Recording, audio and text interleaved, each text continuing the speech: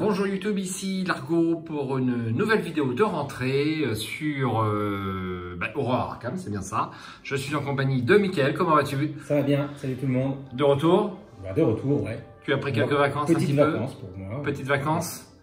Et peut-être que tu vas refaire une petite... Oui, une autre session. Voilà. Moi j'aime bien partir en plusieurs fois.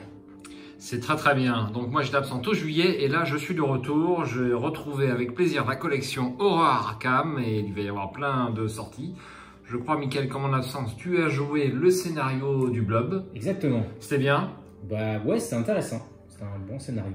Avec une difficulté que je crois que j'avais certainement surestimée. Et on a un peu... on l'a fait facilement, entre guillemets, ce scénario. J'ai l'impression que depuis Excelsior, ils ont tendance un petit peu à faciliter les scénarios. C'est plus de... C'est peut-être pour les arcades... Les events, quoi, peut-être qui facilitent un peu pour que les gens soient moins frustrés, pour qu'il y ait plus une forme de collaboration entre équipes, tout ça. C'est peut-être plus ça qui vise l'expérience de jeu plutôt que vraiment la difficulté comme sur des scénarios classiques, peut-être. D'accord, mais pour le scénario précédent qui se jouait en multitable, il était quand même... comment le nom m'échappe? Les labyrinthes de la folie. Voilà. Il est quand même assez difficile. Mais faisable quand même. Il est faisable quand même. Ouais, il est faisable aussi. À plusieurs, à beaucoup d'équipes, c'est jouable. On va voir si cette difficulté se confirme ou s'infirme dans les mois qui viennent. Alors ce soir, on est là non pas pour tester Maracaibo, enfin si, on va tester Maracaibo, mais tout à l'heure. On est ici pour faire un petit test donc des investigateurs promotionnels. Donc ces investigateurs ne sont pas disponibles dans le commerce, vous pouvez les trouver dans les livres d'Arkham, en VO, notamment Dexter Drake, Norman Withers, Scylla Marsh, le Roland Banks, tous en fait. Et Jenny Barnes, alors Roland on le trouve dans un... J'ai un doute. Je sais plus d'où il vient ce Roland. J'ai un doute pour Roland. On va en discuter. On va en discuter. Donc c'est une courte vidéo sur deux reprises, on va dire, voilà, pour se remettre en jambes sur Arkham, sur ces investigateurs promotionnels donc que nous avons fait éditer à nos frais en français, pour notre usage personnel. Donc je pense que personne, notamment FFG, n'y trouvera à redire. On va commencer avec Dexter Drake, donc le magicien qui va se retrouver également dans la boîte Innsmouth, Cauchemar à Innsmouth. Mais ça sera, je pense, le même investigateur, mais avec des cartes faiblesse et signatures différentes. Ouais, illustrations différentes, mais même capacité. Tu crois que l'illustration sera différente? Oui. Ah bon? Oui. Tu l'as vu? Oui, je crois. D'accord, ok. Ouais.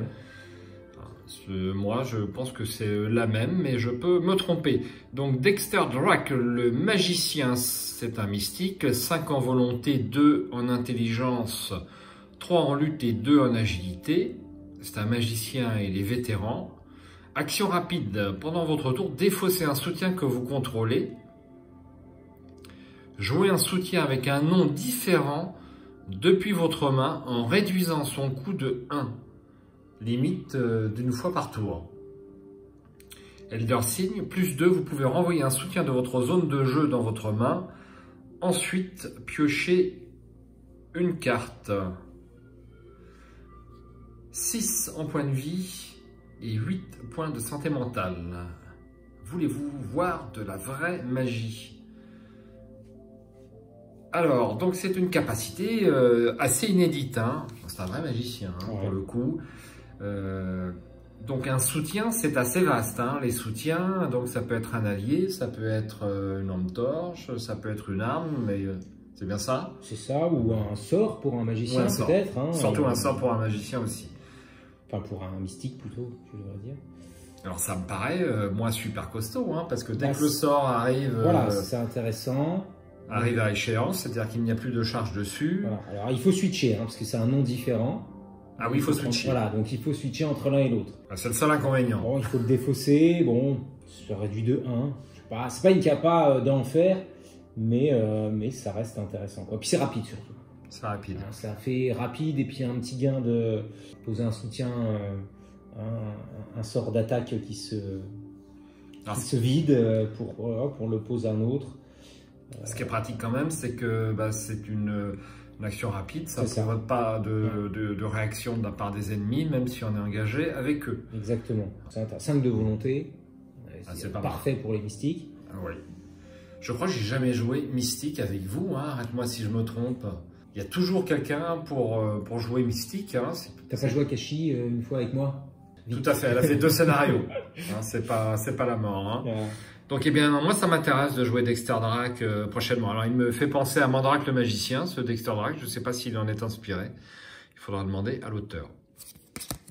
Alors, sinon, au niveau du deck, eh bien, ce sont les cartes mystiques de niveau 0 à 5, les cartes truands de niveau 0 à 2. Tiens, il y a des biclassés truands. Ouais. Première fois pour un mystique, hein, je crois. Non, bah, je pense. Alors, carte neutre 0 à 5, exigence de deck, ne compte pas dans la limite du deck, sens du spectacle, fragment occulte, une faiblesse de base au hasard. Alors, ces 2 cartes, a priori, seront différentes dans la boîte Cauchemar Innsmouth. Là, ici, on a un allié en carte signature, c'est Molly Maxwell. C'est un soutien qui vaut 3, un icône de volonté, un d'agilité et un icône joker, allié et assistant, deck de Dexter Drake uniquement, remplacement, qu'est-ce que ça veut dire ça? Deck de Dexter Drake uniquement, remplacement. que tu peux remplacer les cartes d'un investigateur classique, parce qu'en fait lui finalement c'est le même qu'on va retrouver dans Innsmouth. Donc dans Innsmouth, si tu veux, il y a les deux cartes signature officielles. D'accord. Et ça, c'est du remplacement. C'est-à-dire que tu peux. Ah, je crois que c'est ça. C'est la première fois que je vois le terme. Mais il me semble que c'est ça. Ça paraît tout à fait logique. Hein. Action rapide inclinée. Molly Maxwell est placée une horreur sur elle. Nommez un trait. Révélez des cartes depuis le début dessus de votre deck, une à la fois, jusqu'à ce qu'un soutien avec le trait nommé soit révélé. Piochez ce soutien. Mélangez les autres cartes révélées dans votre deck. 2 points de vie et 4 points de santé mentale. Donc là, c'est un allié qui va jouer avec les traits. Donc les traits, ils sont très nombreux. On ne va pas tous les citer ici. Oui, ça ouvre là. Oui, ils sont nombreux. Objets, même objets, ça marche. Ouais. Sort, ça va pouvoir être intéressant quand même. Hein. Donc elle a un as dans sa manche. D'ailleurs, elle est courtement vêtue, mais elle va sortir un as au bon moment. Ben oui, parce que puis ça va bien avec la capacité de Dexter. Hein. C'est rapide. Donc on incline. Tu veux un sort, tu n'as pas de sort à table. Tu dis je veux un sort. Là, tu inclines Molly et tu peux le jouer. Ah bah non, parce qu'il faut défausser un autre. Ben, si tu as un sort qui est épuisé ou quelque chose comme ça, c'est pas mal. Tu vois, hein, tu peux t'en servir. Oui, c'est intéressant ça. En tout cas, ça va bien avec. Ça va bien avec Dexter Drake. Ouais. Et la carte traîtrise, donc c'est Yaz Tarot. C'est une malédiction et impact. Deck de Dexter Drake uniquement, remplacement, il y a le même mot-clé. Révélation, mettez Yaz Tarot en jeu dans votre zone de menace. Vous ne pouvez pas jouer de soutien. Ah oui, forcément. Et pour 2 actions, défausser Yaz Tarot. C'est pas une... Enfin, si c'est une faiblesse importante pour Dexter Drake qui va jouer avec ses soutiens. Ouais. Néanmoins... Mais tu peux vite t'en débarrasser. Enfin, vite. Pour 2 actions, mais tu peux continuer à jouer quand même. Voilà. Hein, si tu es déjà un petit peu posé. Voilà, c'est ça. On va dire tu peux patienter un peu. Hein, ça me paraît pas très méchant. Et donc on a une illustration assez jolie. On a un petit problème de coupe sur le dessus. Ouais, ça, de temps en temps, c'est arrivé. Ça arrive. Donc voilà pour Dexter Drake, un navigateur qui me paraît équilibré et intéressant. Ensuite, on va passer à Norman Withers, c'est l'astronome. Peut-être que tu veux nous la lire, Michael. Allez, j'y vais. Alors, l'astronome, il a 4 de volonté, 5 d'intelligence, 2 de lutte et 1 d'agilité. Alors, il a le trait miskatonique. Jouez avec la carte du dessus de votre deck révélée. Une fois par tour, vous pouvez jouer la carte du dessus de votre deck comme si elle était dans votre main, en diminuant son coût de 1. Forcez, lorsqu'une faiblesse est révélée sur le dessus de votre deck, piochez-la. L'Elder Sign, plus X. Vous pouvez échanger une carte de votre main avec celle du dessus de votre deck. X est le coût en ressources de la carte au-dessus de votre deck. Alors, on va jouer la carte du dessus du deck retournée en diminuant son coût de 1. Donc ça coûte après une action, comme d'habitude. C'est ça. Mais un petit peu moins. Et puis voilà, ça te permet d'avoir une vue sur sur ton deck, d'avoir une carte en main en plus au final. Hein. Ouais, c'est pas la mort. L'astronome, ça me paraît pas exceptionnel comme capacité, mais peut-être qu'en le jouant, sa puissance pourra se révéler. Donc c'est un investigateur qui a 5 en intelligence, c'est pas mal. C'est un bon enquêteur. Hein. Ça va être un bon enquêteur, ouais. Sinon, ouais, je sais pas. 6-8, c'est pas mal. 6 points de vie, effectivement, 8 points de santé mentale. Équilibré. Bon, une carte en plus en main, c'est pas à vue de nez comme ça me paraît pas exceptionnel. Et une petite réduction de coût de 1. Ça peut faire, à force, parce que c'est tous les tours finalement que tu peux bénéficier de cette... Ok, bah tu joueras avec la prochaine campagne. Alors. De cette capa, pourquoi pas, ça peut faire économiser pas mal quand même, hein. -1 à chaque fois. Alors une taille de deck de 30, comme d'hab. Construction du deck, carte chercheur de niveau 0. Ça c'est original. Ah oui, en effet, je me demandais si c'était pas une erreur d'impression. Carte chercheur de niveau 0, carte mystique de niveau 1 à 5. Carte neutre de niveau 0 à 5. Alors tu vas démarrer avec des cartes chercheurs de niveau 0, 5 cartes mystiques de niveau 0, et après par la suite... Tu n'as droit qu'aux cartes mystiques finalement. Tu n'as droit qu'aux cartes mystiques. En amélioration. Et donc il a combien en volonté? Il a 4. Il a 4. Et c'est intéressant à jouer. Ouais. Des decks qui vont être un peu particuliers du coup. Je sais pas, je vais pas regarder. Bon, ça va être intéressant. C'est la première fois que je vois l'investigateur. Il fallait commander le bouquin aux États-Unis pour l'avoir. Moi, j'avais la carte sur ArcamDB. Tu pouvais le voir sur ArcamDB. Oui, un petit peu. Effectivement. Alors, attends, je vais juste lire le texte d'ambiance pour une fois. Personne ne le croit. Et pourquoi le devrait-il? Comment 6 étoiles peuvent-elles disparaître à la vue de tous d'un seul coup pour ne jamais réapparaître? Norman Withers, professeur d'astronomie de l'université Miskatonic, n'a jamais renoncé à regagner l'estime de ses collègues lorsqu'un protégé du célèbre Albert Einstein s'exprimait sur le campus. Le physicien en visite, aux théories troublantes sur la courbure de l'espace-temps, pourrait être la clé pour aider Norman à expliquer le phénomène des étoiles qui disparaissent. Et apparemment, il recherche quelque chose. Donc, c'est un collègue du professeur Armitage qui aussi travaille à Miskatonic. Très bien. Bon, livre d'Eibon comme faiblesse est le précurseur, hein, ou alors inversement comme carte signature. Je te laisse lire la carte, celle que tu veux. Nous t'écoutons. D'accord. Ouais, non, j'étais encore perturbé. C'est vrai que les impressions là, finalement, ouais, d'accord, ok. Et carte signature, tout à fait. Ça correspond pas. Ouais, effectivement. Ça correspond aux autres. C'est d'où le remplacement. Bon, il faut être, voilà. Ok. Alors, notre carte signature s'appelle Découper les angles et c'est un soutien, ire du vide. Elle a les icônes, elle coûte 2, elle a une icône de volonté, une icône d'intelligence et une icône libre. C'est un sort, deck de Norman Withers uniquement, remplacement. Pour une action, révéler la première carte du deck rencontre. Pour une action rapide, incliner, découper les angles et défausser la première carte de votre deck, défausser la première carte du deck rencontre. C'est pas mal ça, non? Si tu joues en solo, c'est super efficace, hein.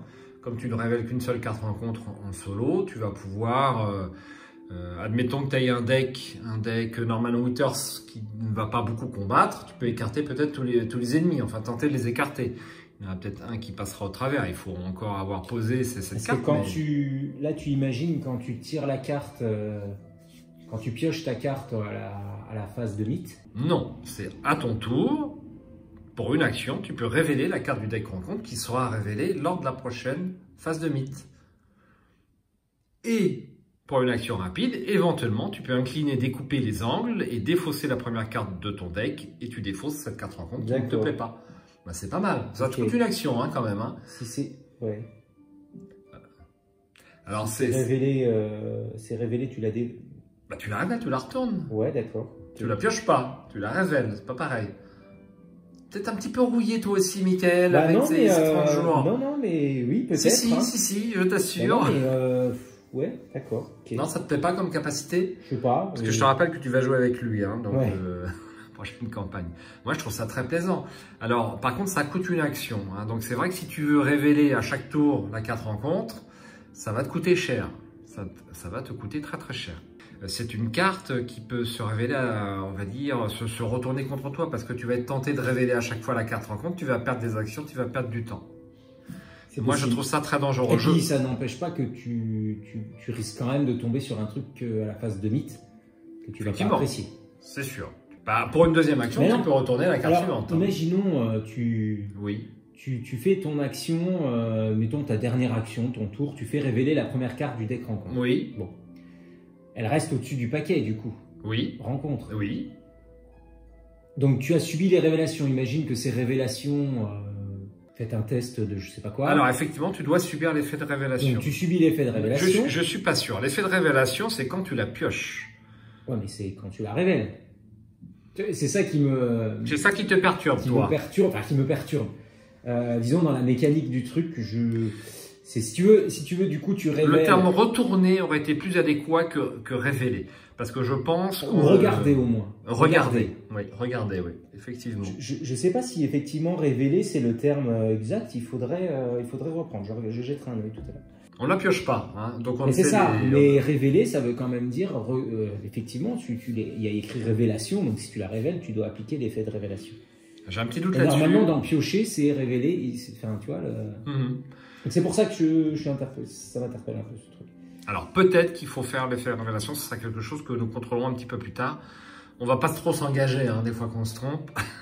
Bah ouais, mais bon, révéler pour moi c'est clair. Sa faiblesse, oui. Le Molosse Vengeur. Donc il a une proie, enfin c'est un ennemi du coup. Il a 2 en lutte, 2 points de vie et 3 en agilité. La proie c'est Norman Withers uniquement. Tant que Molosse Vengeur est engagé avec vous, vous ne pouvez ni piocher ni révéler des cartes par des effets de cartes joueurs. Effectivement, tu ne peux pas utiliser la capacité de Norman Withers. C'est des cartes qui te font piocher, tu ne peux pas utiliser tes capacités, tu ne peux pas utiliser des cartes qui te font piocher. Dans les rares cas où un homme échappe au molosse, il ne reste pas à l'abri. Tôt ou tard, il risque d'être poursuivi. Richard Lee Byers, Ire du vide. Apparemment, c'est une nouvelle. Alors, une illustration assez sympathique. Très bien. Bon, c'est pas un ennemi très fort, hein. 2 points de vie, 2 points en combat, 3 en agilité. Bon, ça, si on est normalement armé, ça peut se résoudre de façon assez facile. Ne pas pouvoir piocher par des effets de cartes joueurs, c'est très embêtant. Il y a beaucoup de cartes qui te font piocher, surtout, d'ailleurs, surtout en chercheur. Hein. Bon, en tout cas, un investigateur aussi intéressant, assez inédit dans ses capacités. Alors, Norman Withers existe depuis pas mal de temps, hein, depuis le début du jeu, mais c'est vrai que je m'y suis jamais attaché avant cette vidéo personnellement. Non, ouais, moi c'est pareil. Pour moi, s'il n'existait pas ces investigateurs. Alors là, on a de nouveaux investigateurs. Était-ce bien nécessaire? Parce que le temps qu'on joue toutes les campagnes avec tous les investigateurs, ça va... Surtout qu'il en arrive encore un sac. C'est ce que j'ai dit à Shep il y a quelques mois. Je jouerai toutes les campagnes avec tous les investigateurs et ensuite je pourrai mourir. Mais je ne sais pas si je pourrai tenir ma promesse, c'est pas sûr. Il faut que le jeu se termine vite parce que sinon... Alors ensuite, Silas Marsh. Alors je vous dis tout de suite, j'ai horreur de cette illustration qui n'est pas du tout dans l'esprit de la totalité de la collection Arkham. Donc il va falloir utiliser l'expression de Donald Trump. Vous êtes viré à l'illustrateur. Hein. Comment il s'appelle-t-il? Illustrateur, donc c'est écrit petit, Mute. Shane Perse. Ouais, quelque chose comme ça. Bon, je vais lui envoyer un courrier. Alors, après, ils ont des directives, hein, je pense qu'ils ne font pas ce qu'ils veulent. Hein. Le marin, 2 en volonté, 2 en intelligence, 4 en lutte et 4 en agilité. C'est un vagabond, comme Ashkenpet. Réaction après avoir révélé un pion KO lors d'un test de compétence, renvoyez dans votre main une compétence que vous avez attribuée à ce test, limite d'une fois par tour. Elder Sign, plus 0, vous pouvez attribuer une compétence de votre pile de défausse pour ce test. Une fois le test résolu, renvoyez cette compétence dans votre main au lieu de la défausser. Laissez vos peurs sur les quais, les gars. 9 points de vie et 5 points de santé mentale. Bien, écoute, c'est un investigateur qui va jouer avec beaucoup de compétences, donc comme Mintipan. Voilà, je pense qu'on va avoir des decks un petit peu similaires. Et puis l'Elder Sign n'est pas anodin, puisqu'il y a beaucoup de cartes compétences qui vont faire des effets. Non seulement on va pouvoir récupérer les icônes de la carte compétence, mais en plus on va récupérer son test, et ce qui peut avoir pas mal d'effets. Et en effet Effet-Kiss-Cool numéro 2, on renvoie la compétence qui était dans la défausse dans la main. Non, une... Alors le principal inconvénient de cet investigateur, ce que je n'aime pas, c'est qu'il a 4 en lutte et 4 en agilité. Généralement, il vaut mieux avoir l'un ou l'autre, sachant qu'on va ou se servir plutôt de sa lutte ou plutôt de son agilité. C'est vrai. Et là, en solo, le pauvre, ça va être compliqué. Hein. Ouais, c'est vrai. Bah, c'est peut-être un investigateur peut-être taillé pour la civilisation. Pour la civilisation oubliée. C'est bon. Oui. Beaucoup de... En plus, s'il y tient, ça va bien marcher. Avec sa capacité, beaucoup de... Oui, absolument. Eh bien, voilà l'investigateur que je vais jouer pour notre renouveau civilisation oubliée. Exactement. Voilà. Ça nous changera des investigateurs habituels. Et si t'aimes pas l'illustration, tu le joueras avec la boîte d'Innsmouth. Il y aura une autre illustration. T'es sûr de ça? Tu l'as vu, non? Ouais. Ah oui? Ouais, bien sûr. Ouais. D'accord. Tu l'as sur ton téléphone? Je peux te montrer ça. Pendant que je lis donc la construction de deck, donc ça sera les cartes survivantes de niveau 0 à 5, les cartes neutres de niveau 0 à 5 et les compétences innées de niveau 0 à 2. Exigence du deck, harpon de mer changeante, filet de Silas, le chant des sirènes. Donc 3 cartes. Silas s'est toujours senti appelé par la mer. Jeune homme, il quitta sa famille de la craintive Innsmouth et s'est forgé un nom en parcourant les 7 mers. Mais après la mort de ses parents, il y a une faute d'orthographe, l'appel de la mer ne fit que se renforcer. Silas fait des rêves, des cauchemars à Innsmouth, c'est logique, de dents pointues, de mains palmées, tendues et d'yeux brillants dans les sombres profondeurs de l'océan. Personne dans sa famille n'est en mesure de donner une explication à ses rêves, à moins que personne ne le souhaite. Ainsi, lorsque le bibliothécaire désespéré Abigail Forceman vient à Silas avec une question personnelle, il ne le repousse pas. Son tome ancien et mystérieux, le Prophetiae Profana, indique un événement stellaire annonçant la fin du monde. Et les peintures dans ses marges sont similaires aux créatures qui hantent les cauchemars de Silas. Un background assez costaud. Hein. On va trouver cette carte dans une Cauchemar Innsmouth la prochaine campagne, et ça me paraît tout à fait logique. Alors, au niveau de la carte signature, ça sera une prouesse nautique. C'est une compétence avec un icône de volonté, un icône d'intelligence et un icône joker. Donc, avec les traits innés et développés. Donc, grâce à l'Elder Sign, on va pouvoir aller chercher... Qu'est-ce que je raconte? C'est au niveau de la constitution du deck. On peut mettre les cartes innées, mais forcément avec la carte signature, ce n'est pas utile. Si un pion KO avec un modificateur négatif est révélé au cours de ce test, piochez une carte ou prouesse nautique gagne 2 icônes joker. C'est pas mal ça, encore. Donc, avec un modificateur négatif. Ouais.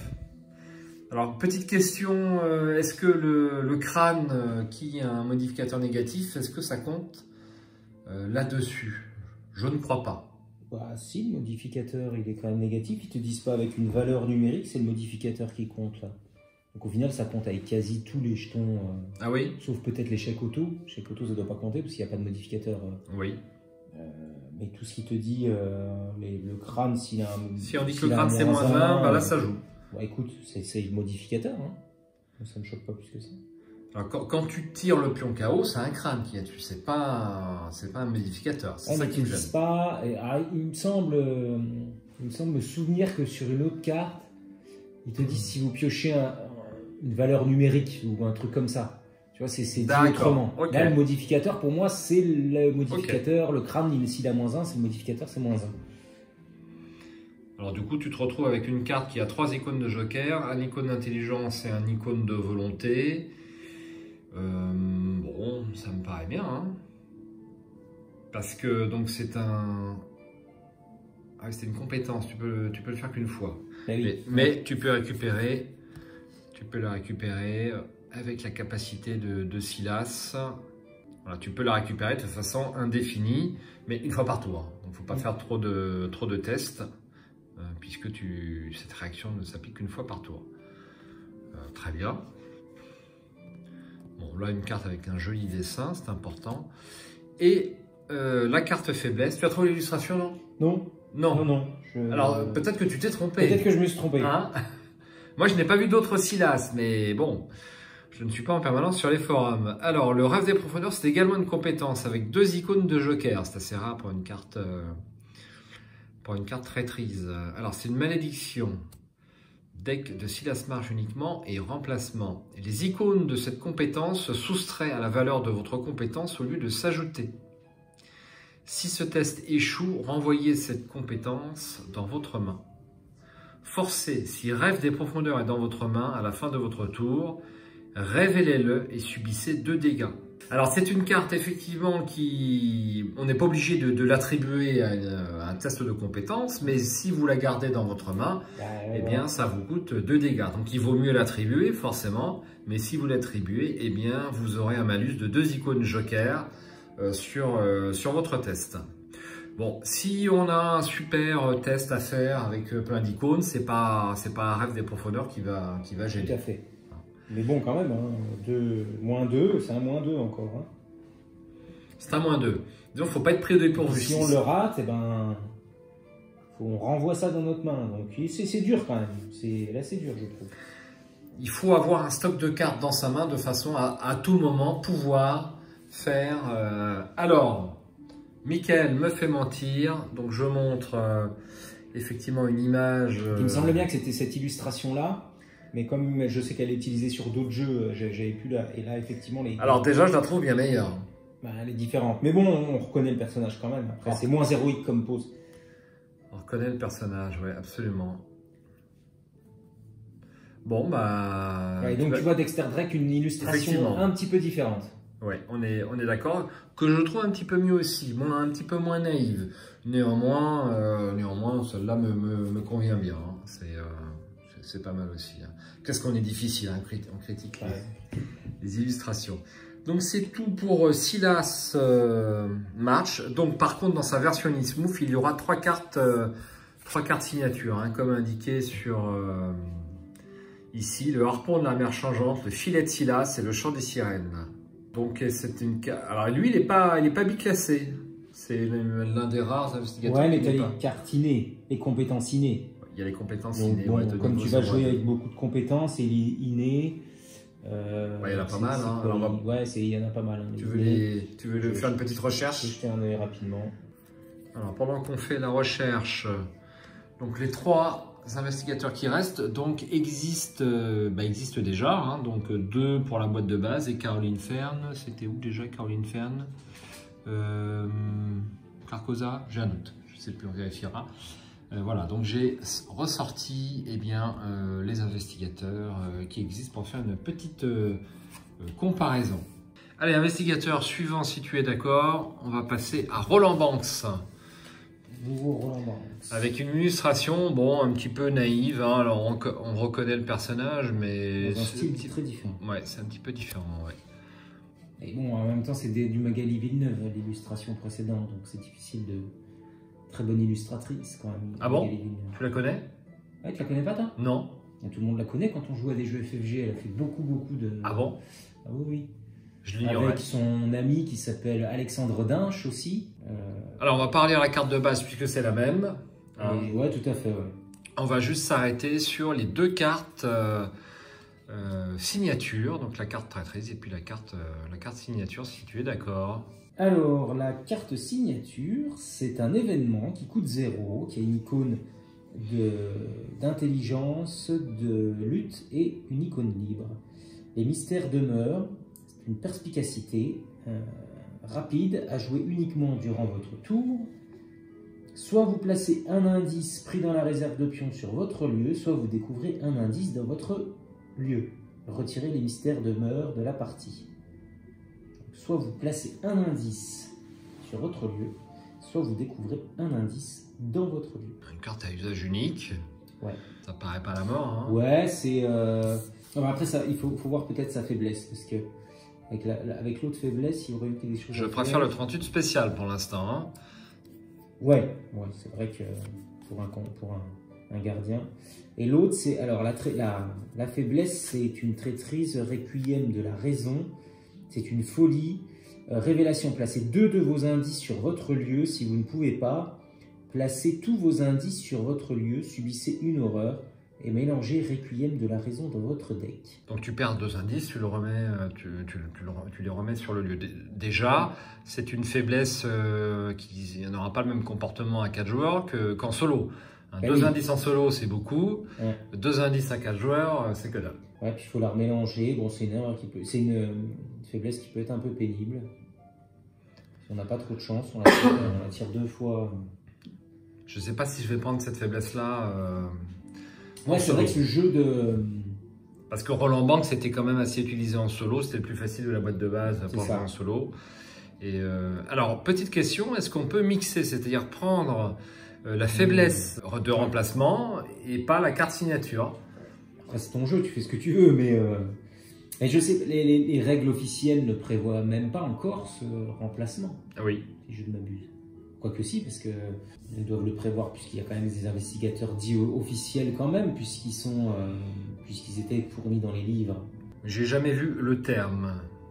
La question est de savoir, est-ce que la carte signature marche avec la carte traîtrise? Est-ce qu'il y a un équilibre entre les deux en fait? Oui, il y a des chances quand même. Hein. C'est bien possible. Il y a des chances. La musique faisait-elle partie du rêve ou le rêve faisait-il partie de la musique? Graham Davis, Requiem de la raison. Bon. Ben, ça ne va pas me laisser un souvenir impérissable pour ces 2 cartes. Hein. Enfin bon, la carte traîtrise est assez classique, assez intéressante. Moi, les mystères demeurent. Un indice, je trouve ça quand même assez pauvre. Hein. Sachant qu'a priori, dans un deck Roland Bank, on ne va pas forcément pouvoir aller chercher dans la défausse. Un indice seulement. Ouais, moi je trouve ça très très faible. Pour l'instant. Voilà. Pour Roland Banks, investigateur professionnel. On passe au suivant si tu es d'accord. Ouais. Je comprends pas bien quand même avec ce jeu de cartes, c'est quand même qu'ils ont mis... ils laissent quand même dans les exigences du deck, ils laissent les faiblesses et les cartes signatures qu'on connaît. Bon, alors ok, on peut se dire d'accord, mais c'est même pour Norman Withers, investigateur qu'on ne connaît pas, il y a des cartes qui ne sont finalement jamais, qui n'existent pas. Le livre des bons et les précurseurs, ça n'existe pas, ça. Tu vois, ils nous fournissent des cartes dites de remplacement avant même de nous fournir des cartes. Tout à fait. Tu vois ce que je veux dire? Peut-être que c'était prévu à la base. Oui, qui sortent un jour et qu'avec des cartes... Ouais, d'accord, mais ça me trouble. Ça te trouble? Oui, ça me trouble, je suis troublé. Bon. On n'aura pas la réponse à tous les mystères de l'univers ce soir, Mickaël. Il faut que tu en aies conscience. Allez, on attaque Jenny Barnes, si tu es d'accord. Alors, Jenny Barnes, donc là, l'illustration, je la trouve assez sympa. On voit Jenny Barnes aux prises avec des tentacules et avec les jumeaux de Jenny, qui est la carte signature de la boîte de base. Donc, la capacité ne bouge pas, donc on ne va pas s'étendre dessus. On va juste... rester au niveau de la carte signature et de la faiblesse. Donc là, on a le médaillon de l'homme vert, l'heure de la chasseresse. C'est un soutien qui vaut 1, qui a 2 icônes joker. C'est un objet, une relique. Action rapide, dépenser jusqu'à 3 ressources et incliner le médaillon de l'homme vert. Placer ces ressources sur cette carte en tant qu'offrande. Donc là, on va pouvoir recycler les ressources de Jenny Barnes, qui a priori ne va pas en manquer d'une part par sa capacité, et d'autre part parce que c'est une truand et qu'il y a de nombreuses cartes qui vont collecter les ressources. Et réaction, quand vous abandonnez ou que la partie se termine, pour chaque groupe de 6 offrandes sur le médaillon de l'homme vert, réduisez de 1 le coût en expérience de la prochaine carte que vous achetez avant le scénario suivant. Et donc, c'est un accessoire. Donc, pour chaque groupe de 6 ressources, eh bien on va réduire de... Ça rapporte 1 XP en fait, en quelque sorte.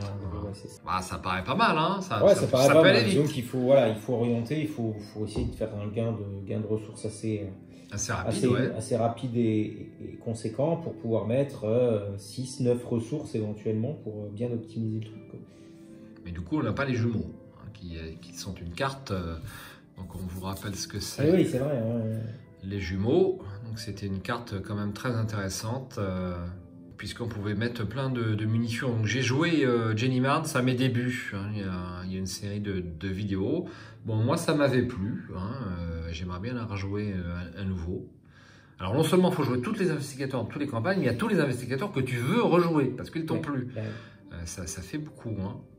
Donc pour une action, dépenser une munition, combattre, vous gagnez +2 pour cette attaque inflige +1 dégâts. X munitions, ouais, bah c'est très sympa, hein, les jumeaux de Jenny. Alors le médaillon de l'homme vert est aussi très sympa. Et donc pour sa carte faiblesse, eh bien c'est un ennemi, c'est la bête sacrificielle. 4 en lutte, 3 points de vie, 2 points d'agilité. Génération, donc c'est le deck de Jenny Bard uniquement. Génération, emplacement le plus éloigné de vous. Jenny Bard ne peut pas gagner de ressources via des effets de carte. Donc a priori, par sa carte joueur. Ouais. Enfin, par sa carte investigateur. Et puis, oui, sa capacité. Et puis d'autres cartes aussi, quoi. Plein de cartes truands qui vont tomber. Elle est assez gênante, cette bête sacrificielle, parce que si l'ennemi est à 3-4 lieues, le temps d'aller le tuer, tu perds ta capacité pendant pas mal de temps, hein. Et il est assez costaud, 4 en lutte, c'est pas rien. 3 points de vie, 4 en lutte. Voilà. Donc on peut lui échapper, mais c'est pas très intéressant de lui échapper, puisque Jenny Barnes n'a plus... Il faut la battre. Il faut la battre. Ouais, c'est assez casse-pied quand même, hein. Donc la carte, le médaillon de l'homme vert est fort et la bête sacrificielle l'est tout autant. J'ai l'impression. Eh ben écoute, t'as envie de jouer Jenny Bard? Tu l'as pas joué Jenny Bard, ça n'a pas joué beaucoup de truands. Je l'avais joué pareil au début, hein, c'est dans Dunwich, je pense que c'est un des premiers investigateurs de Dunwich. J'avais joué, elle me semblait équilibrée, c'était intéressant. Très bien. Voilà pour Jenny Barnes, si vous voulez rejouer truand. Et il nous reste pour finir... Bien carreau. Donc je rappelle la faiblesse de Jenny Barnes, c'était à la recherche d'Easy, hein, qui était un peu enquiquinant parce qu'il faut l'attacher au lieu le plus éloigné également et il faut 2 actions avec une enquête. Si c'était un lieu avec une forte valeur occulte, il était assez compliqué de s'en débarrasser. Est-ce que tu veux nous lire Caroline Fern? Bien oui, elle a toujours la même capacité, hein, oui. Caroline Fern, toujours 3 de... Oui. 3 de volonté, 4 d'intelligence, 2 de lutte et 2 d'agilité. Toujours, on peut soigner, toujours du soin d'horreur, sa capacité. Donc ça ne change pas. Sa construction de deck, c'est toujours pareil. Avec la particularité qu'on n'a pas le droit aux armes. Et par contre, ce qui va changer, c'est sa faiblesse et sa carte signature. Alors, sa carte signature, elle, c'est un soutien qui coûte 4. Ça s'appelle Ineptie, Chafou d'Ultar. Elle a 2 icônes libres. C'est une alliée, un allié, créature, pays des rêves. Ineptie entre en jeu avec 3 horreurs sur lui. Les horreurs sur lui peuvent être soignées comme si elles étaient sur Caroline Fern. Tant qu'Ineptie n'a pas d'horreur sur lui, vous gagnez +1 à toutes vos compétences. Ouais, c'est intéressant ça. Et c'est un allié qui a 4 points de santé mentale et 1 point de vie. C'est ça, 4 points de santé mentale, 1 point de vie. Donc il rentre avec 3 horreurs. Et si on soigne ces 3 horreurs, eh bien tout de suite, nous avons +1 à toutes les compétences. Qui sont déjà pas mal. Ça va mettre un petit peu de temps à s'activer, mais... Le problème, c'est qu'il faut aller chercher cet allié. Ah oui, les cartes uniques, c'est toujours le problème. Alors les chats d'Ultar, on connaît bien, hein, puisque en ce moment avec les dévoreurs de rêves, on passe à Ultar. Et d'ailleurs, nos dormeurs sont passés à Ultar sur la deuxième partie. Je n'ai pas encore vu la vidéo, mais ils sont passés à Ultar. N'oublie pas, ne pas faire du mal à un chat dans Ultar, il peut arriver des bricoles. Catastrophe.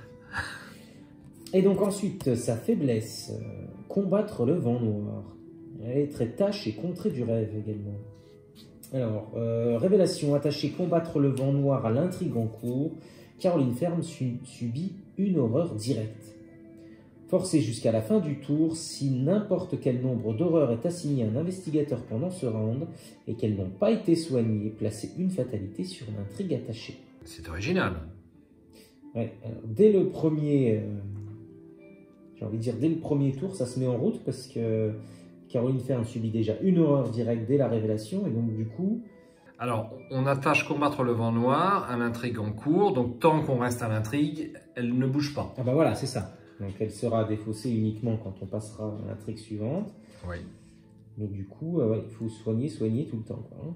Bon, après, c'est un peu le rôle de Caroline, donc c'est pas forcément... bon. Mais des fatalités à placer sur l'intrigue, ça peut être... ça peut couler de partie. partout. Hein, ça peut être violent.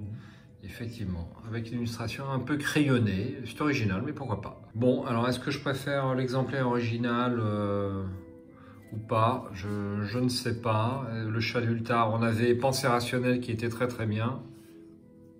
La Pensée rationnelle, c'était la traîtrise. Où se trouve, je ne sais pas si je l'ai prise avec moi. Ah oui, voilà, c'est thérapie par l'hypnose, hein, qui permettait avec un test d'intelligence de soigner une horreur sur un investigateur dans le lieu. Et ensuite l'investigateur piochait une carte. Bon, les deux se valent, hein, entre le chat fou d'Ultar et la thérapie par l'hypnose. Voilà, donc c'était les investigateurs promotionnels. Donc si ça vous intéresse, peut-être qu'on pourra mettre un lien pour que les personnes puissent éventuellement commander si ça les intéresse. Tu crois que c'est possible, Mickaël? Je pense, ouais. Ouais, bon. Il va y avoir des histoires de paniers sur... comment s'appelle ce site? Comme pour les cycles fan-made, alors. Les cycles fan-made, ouais, c'est ça, je pense. Très bien. Voilà, donc ils sont en français, donc ouais, on les aurait volontiers achetés, mais FFG ne les a pas traduits. Donc bon, on est bien obligé. Hein. Voilà, donc message à FFG, si vous les traduisez, on les achètera avec grand plaisir. Je pense que c'est trop un truc de... C'est peut-être un truc de niche, un peu de trop. Toi, moi, personnellement, c'est... Bon, les investigateurs sont les mêmes. Oui. Il n'y a que les... alors, il n'y a que Norman qu'on n'a pas encore. Les autres, on les a. On va les avoir, en tout cas. Oui, on va les avoir très prochainement. Je dirais que ce qui était peut-être intéressant, c'est d'avoir l'investigateur bien avant, au moment où sont sortis les bouquins, donc peut-être pour Dexter et puis Silas. Là. Oui. C'était peut-être intéressant. Aujourd'hui, un petit peu moins. Aujourd'hui, c'est un peu moins intéressant. Tout à fait. Et puis, sachant que les cartes de remplacement, là, franchement, je sais pas toi... Moi, ça m'inspire pas des masses. Certainement intéressées, mais pas toutes. Ouais, je trouve que globalement, c'est pas fondard. Notamment Roland Banks, alors là, je me sens pas capable de le jouer avec seulement les mystères de meurtre. Là, c'est un petit peu juste quand même, je trouve. Bon, sinon les autres, pourquoi pas, hein, bien que les faiblesses soient assez costauds, hein, c'est assez costaud. Donc voilà, c'est tout. Merci Mickaël d'être venu. Si nous n'avons pas d'autres remarques sur ces investigateurs promotionnels, il ne reste qu'à vous souhaiter de bonnes parties. C'est ça, salut tout le monde. Salut.